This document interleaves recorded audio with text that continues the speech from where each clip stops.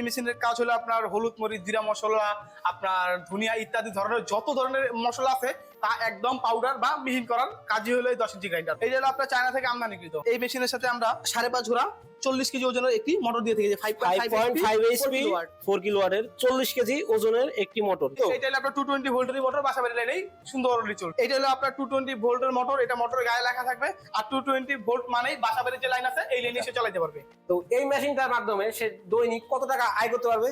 আপনার 2000 থেকে 2500 টাকা। 2000 থেকে 2500 টাকা। একজন ব্যবসায়ীকে পারিশ্রমিক 2000 থেকে 2500 টাকা। এই মেশিনের পাটাটা হলো এই যে দেখেন একদম 10 ইঞ্চি, 10 ইঞ্চির পাটা। দেখতে পাচ্ছেন যে যার কাছে কোনো ময় মশলা কোনো ব্যাপারই না, একদম জুড়ে দিবে, কোনো ব্যাপারই না। কত উন্নত মানের একটি পাটা এবং খুব উন্নত মানের ঢালাইয়ের তৈরি, দেখতেই পাচ্ছেন।